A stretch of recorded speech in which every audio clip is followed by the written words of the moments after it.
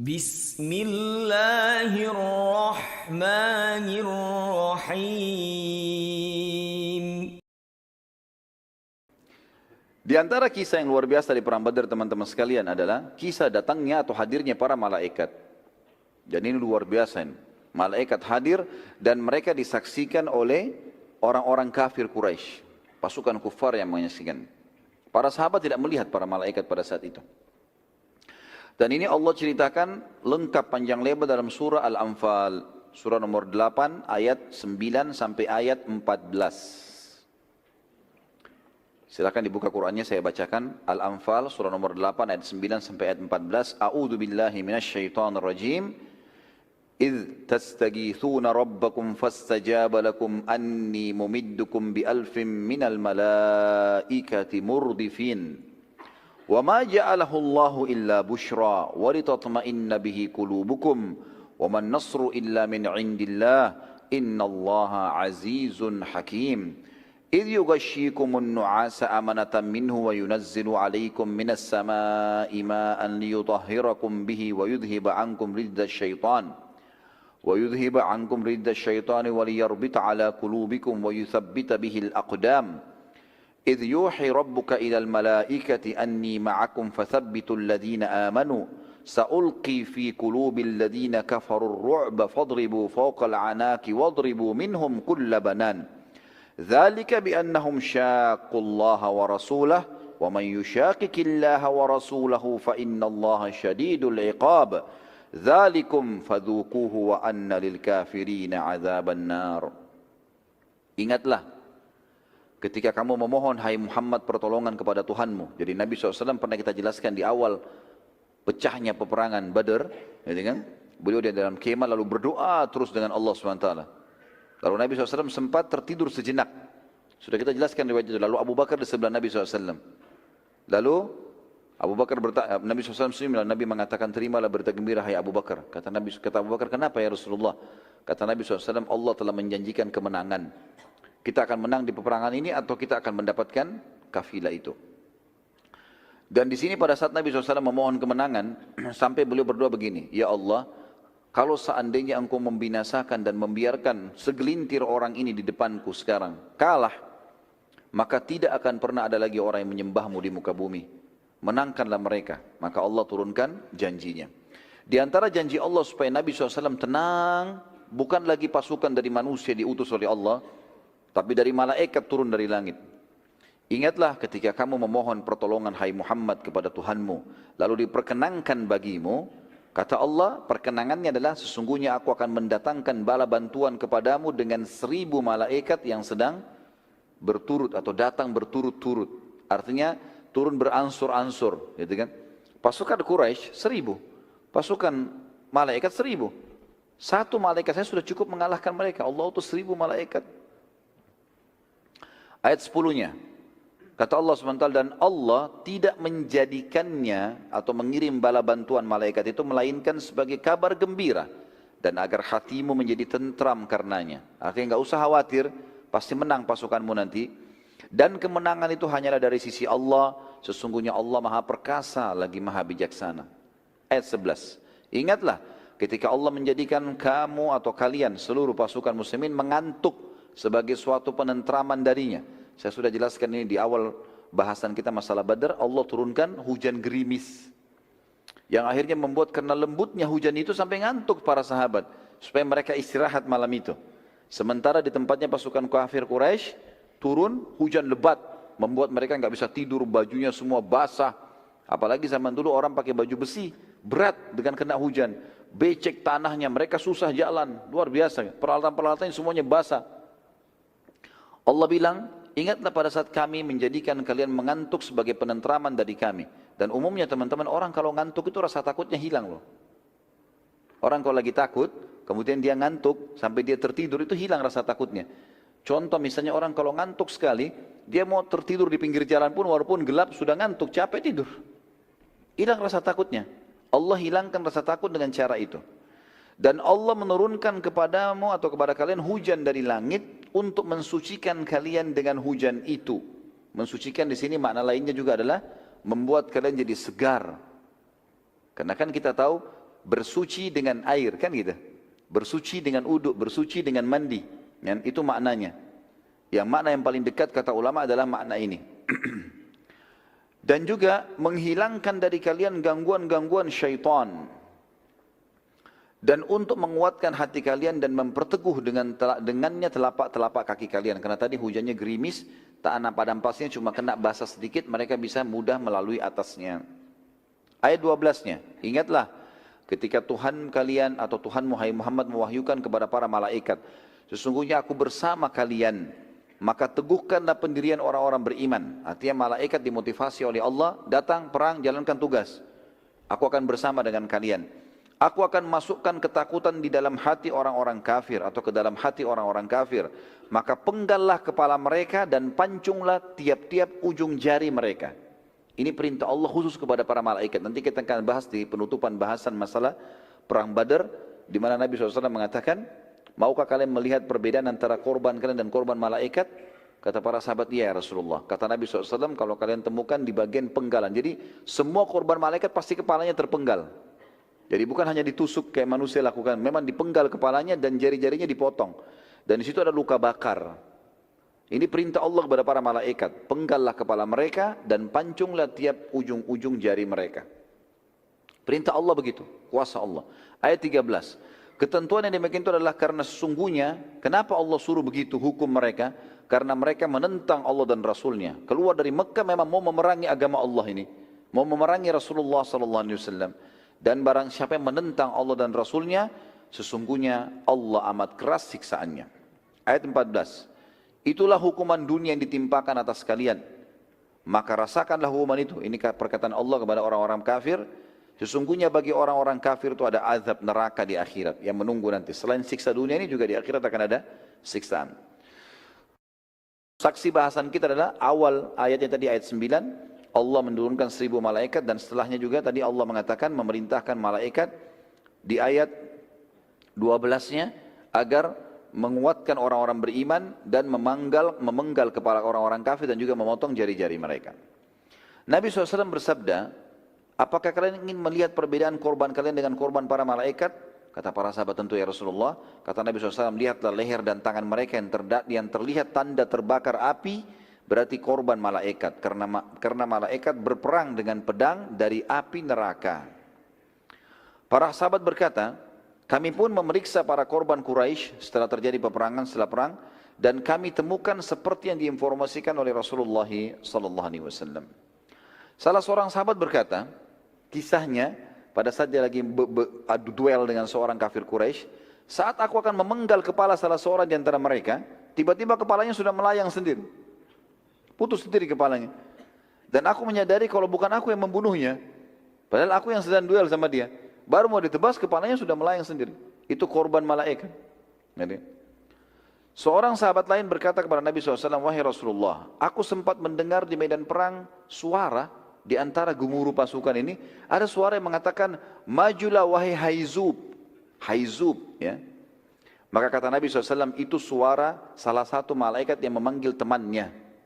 Ini nama malaikat, gitu kan. Sebagian ulama mengatakan para malaikat ikut berperang di perang Badar yang belum pernah ikut perang secara langsung, baik sebelum atau sudah Badar. Hadir di kancah peperangan iya, tapi ikut membunuh orang kafir itu baru terjadi di Badar saja. Karena itu perintah Allah kepada mereka. Pada saat Hunain, nanti kita bahas di pembebasan kota Mekah, setelah pembebasan kota ada perang Hunain. Malaikat hadir tapi tidak ikut di kancah peperangan. Karena muslimin sudah menang, gitu. Ini di perang Badar. Nabi SAW khawatir jangan sampai umatnya dikalahkan peperangan pertama ini. Maka Allah melibatkan para malaikat. Ada seorang sahabat orang asli Badui namanya Khabbab bin Alham. Khabbab bin Alham radhiyallahu anhu, dia cerita, dia rupanya waktu itu sedang tidur di atas pohon kurma.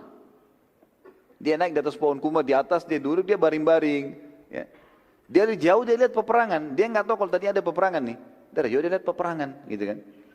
Maka dia cerita tentang peperangan Badar itu. Dia mengatakan, aku dikejutkan dengan hanya beberapa saat saja, tiba-tiba Quraisy sudah kocar-kacir, kalah semua nih, gitu kan. Karena awal pecikan takbir, muslimin sudah menyerang dan target utamanya adalah masuk surga. Karena Nabi mengatakan kan, kalau masih ingat ada kisah sahabat yang lain, yang Nabi mengatakan, tidak ada seorang pun dari kalian yang hadir di Badar ini kemudian mati kecuali dia pasti masuk surga. Yang dia mengatakan bakhin, bakhin, indah sekali Rasulullah. Berarti semuanya dijamin masuk surga nih di Badar. Maka mereka semua kejar surga.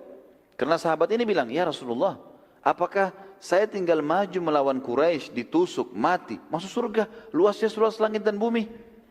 Mana lainnya diampuni semua dosaku, segala macam. Kata Nabi SAW, iya. Itu sebabnya saya mengatakan bakhin ya Rasulullah. Jadi semua sahabat itu menyerang, ngejar itu. Bagaimana mati?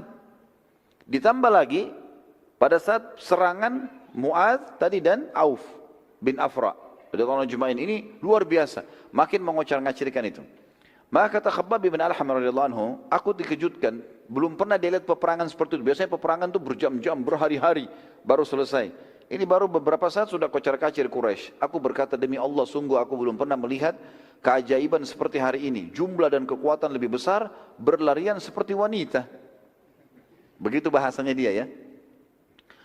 Khabbab bin Al-Ham ini teman-teman, waktu itu dia bicara ini belum masuk Islam. Belum masuk Islam, dia masih dalam keadaan kafir. Seorang badui, enggak ada hubungannya dengan peperangan ini. Tidak ngerti agama Islam, tidak ngerti apa-apa. Pada satu waktu di perang Ahzab, nanti kita bahas perang Ahzab ya. Perang Ahzab ini disebutkan dalam Al-Quran surah nomor 33, namanya surah Ahzab juga. Nanti ada bahasan sendiri. Setelah perang Ahzab, Khabbab bin Al-Ham ini datang masuk Islam ke Madinah. Dia mulai dengar apa itu Islam, lalu dia masuk Islam. Waktu dia masuk dalam kota Madinah, sebelum syahadat, dia baru dengar sama teman-temannya Islam itu ada. Dia mau datang masuk Islam, tapi sebelum dia syahadat, waktu dia memasuki Madinah, dia coba mengumpulkan informasi lebih banyak tentang Islam, sampai akhirnya dia menemui Nabi SAW. Yang membuat dia lebih yakin syahadat, perkataan Nabi begini, wahai Khabbab, bukankah kamu sempat menyaksikan perang Badar? Perang Badar di tahun 2 Hijriah. Perang Ahzab di tahun 5, 3 tahun yang lalu. Bukankah kau menyaksikan perang Badar?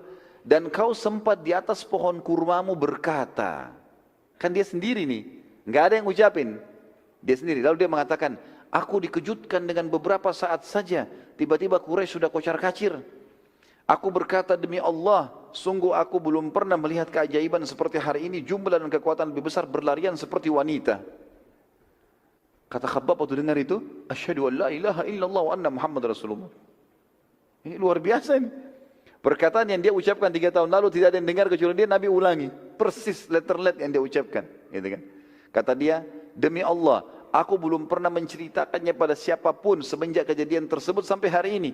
Dan anda bisa mengetahuinya, apa yang telah aku ceritakan dengan diriku sendiri beberapa tahun yang lalu. Ini menandakan memang anda adalah seorang Nabi. Maka waktu itu makin memperkuat semangat sahabat untuk meyakini risalah Nabi SAW. Mereka sudah sangat yakin, tapi kejadian ini Allah sengaja buat terjadi.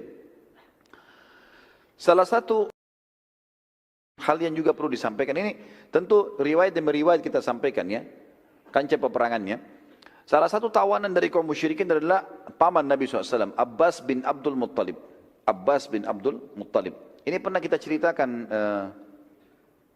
kisah sebelumnya ya. Kalau masih ingat ada seorang sahabat namanya Huzaifah bin Yaman, yang kata Nabi SAW,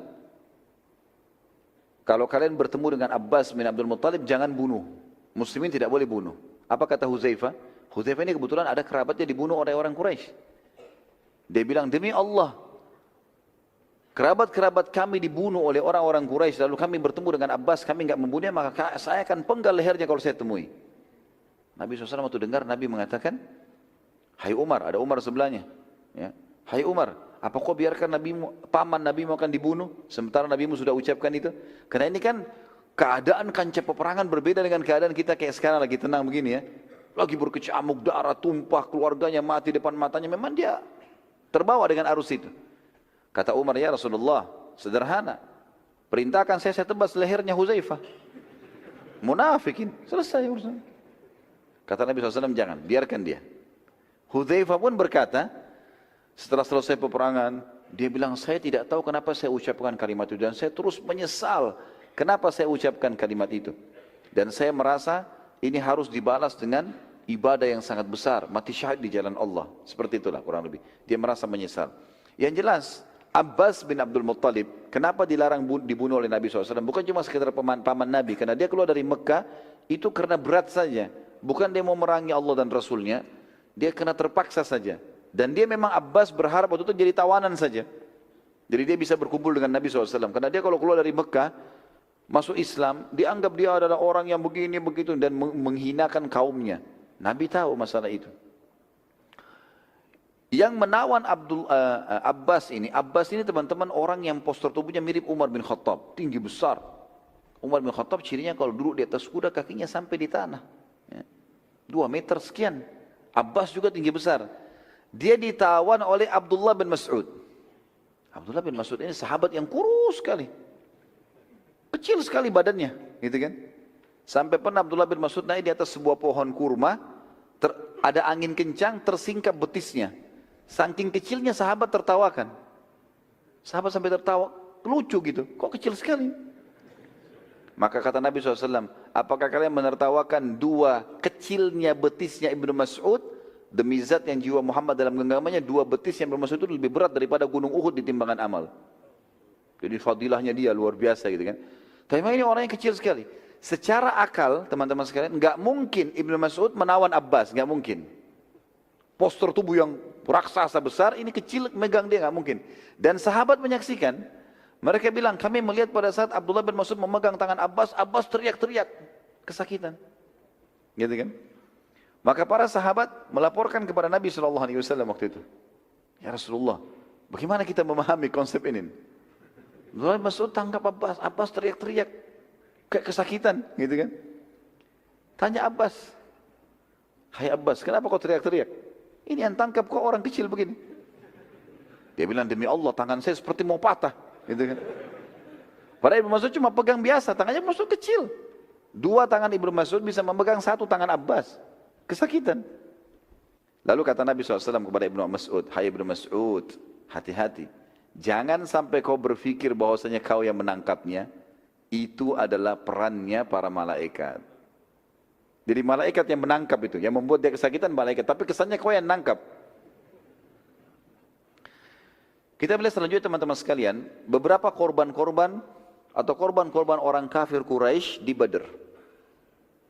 Nabi SAW memerintahkan sahabat agar mengumpulkan jenazah orang kafir kufar Quraisy tentunya ya.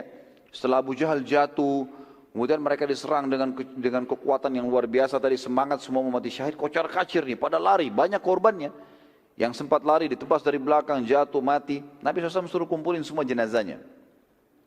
Kebetulan di situ ada sumur kering, nggak ada airnya. Nabi SAW mengatakan masukkan semua jenazah mereka ke sumur itu. Dimasukkanlah semuanya jenazah-jenazah orang kafir tersebut. Lalu Nabi SAW melihat ke arah tawanan. Ternyata di tawanan ada 2 orang dari orang yang masih hidup dari tawanan Quraisy, yang memang ini adalah musuh terbesarnya Nabi SAW waktu di Mekah. Dia adalah An-Nadhr ibn Harith. Masih ingat gak orang ini? An-Nadhr ibn Harith ini teman-teman yang pernah disewa oleh Quraisy untuk cerita dongeng. Ya. Jadi setiap Nabi ceramah, dia juga dongeng di sebelah. Untuk mengalihkan orang gitu. Dan semua ayat yang turun berbunyi Asatirul Awwalin, dongeng-dongeng yang terdahulu turunnya kepada An-Nadhr bin Harith. Nabi lihat di tawanan, ini orang ikut perang juga dari Mekah. Itu yang pertama, dan ini turun 7 ayat Al-Quran menyebutkan ya tentang orang ini. Asatirul Awwalin itu. Pada saat dia mencela dakwah Nabi SAW. Ya. Dan dia sering mengucapkan di Mekah dulu, Muhammad berbohong, saya juga berbohong. Pilih aja mana yang lebih bagus retorikanya. Seperti itulah. Ya. Nabi SAW menerangkan kepada para sahabat, ini orang perilakunya di Mekah begini. Kata Nabi SAW, bunuh dia. Orang ini nggak layak hidup. Ini orang sudah hina Islam dulu, halangi dakwah, sekarang ikut keluar dengan baju perangnya. Perang lawan muslimin. Kebetulan ditawan, kalau enggak dia akan korbankan muslimin. Ini orang nggak bisa bukan cuma tawanan saja. Maka para sahabat pun membunuhnya. Lalu Nabi SAW melihat ke arah yang lain, ada Uqbah bin Abi Mu'aid. Salah satu pimpinan Quraisy.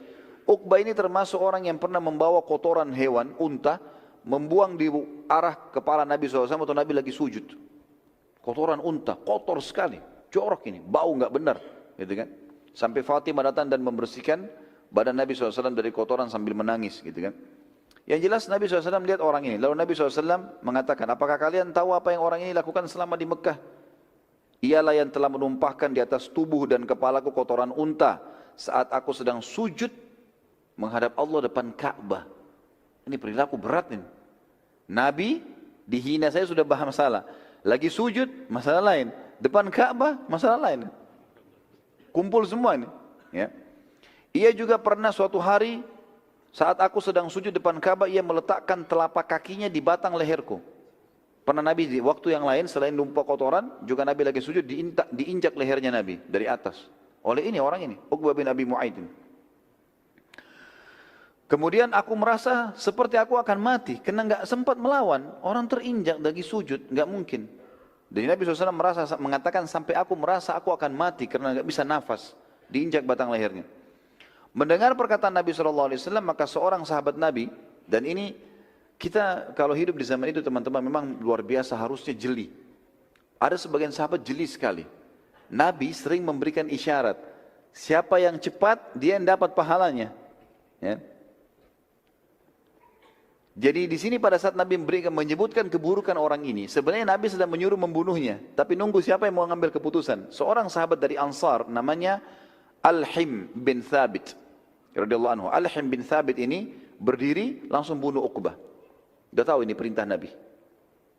Jadi di sini juga teman-teman sekalian saya sudah pernah bahasakan waktu kita sebelum bahas perang Badar, kalau kita sedang membahas tentang perilaku Nabi di masa lagi aman di kota Madinah, dengan orang kafir, dengan para tetangga, Nabi gak pernah berbuat kasar sama sekali. Tidak pernah sama sekali. Tapi kita harus bedakan antara perilaku ini dengan perilaku di kancah peperangan. Ini ada bedanya nih. Karena kancah peperangan teman-teman beda sekali. Kasusnya adalah kafir harbi yang dihadapi. Orang kafir yang sengaja keluar mau memerangi muslimin. Kalau bukan mereka kalah, mereka akan habisin muslimin. Gitu loh. Makanya perilaku mereka berbeda. Ini juga seperti saya bilang tadi teman-teman sekalian, dari pelajaran di sini, Nabi SAW kadang-kadang memotivasi sahabat untuk sedekah. Misal beliau mengatakan, waktu pernah ada orang masuk ke Madinah, kelihatan mereka sangat miskin, kurus, wajahnya sampai hitam, menghitam karena susahnya, nggak ada makanan, panasnya udara, baju mereka cuma kain yang diikat. Nabi SAW naik dari semimbar, lalu memotivasi para sahabat. Sedekahlah, sedekah itu meredam murkahnya Allah, sedekah itu tidak mengurangi harta. Terus Nabi motivasi sahabat sebelum orang-orang ini tiba di masjid untuk membantu. Ada satu sahabat yang memulai teman-teman sekalian, keluarkan uang lalu taruh di depan Nabi SAW. Ya Rasulullah, ini saya. Dia memulainya.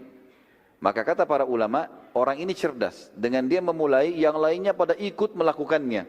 Maka dia panen pahalanya, dia panen pahala orang yang mengikutinya. Uqbah sebelum dibunuh tadi oleh Al-Him radhiyallahu anhu, Uqbah berkata, mengapa kalian harus membunuhku sementara aku termasuk salah satu tawanan kalian dan tawanan kalian yang lainnya kalian biarkan? Maka para sahabat menjelaskan, bukankah kau buat begini? Bukankah kau injak lehernya Nabi? Bukankah kau pernah menuangkan kotoran? Dijelaskan.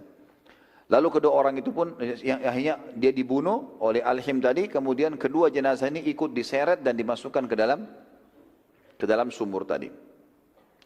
Semua jenazah kufar terkumpul di sumur tersebut kecuali Umayyah bin Khalaf yang tadi dibunuh oleh Bilal. Karena jasadnya waktu ditarik sudah membusuk dan sebagian daging tubuhnya berjatuhan. Sudah nggak bisa lagi. Maka Nabi SAW mengatakan biarkan saja dia. Lalu para sahabat melempari dari jauh dengan batu sampai batu itu membentuk seperti kuburan. Dibiarkan saja. Setelah itu Nabi SAW menuju ke sumur lalu bersabda. Beliau berkata di depan sumur itu. Sumur yang ada jenazah orang-orang kafir. Mengatakan, wahai Abu Jahal bin Hisham. Pimpinan mereka. Jadi nanti kita akan ceritakan bagaimana matinya Abu Jahal ya.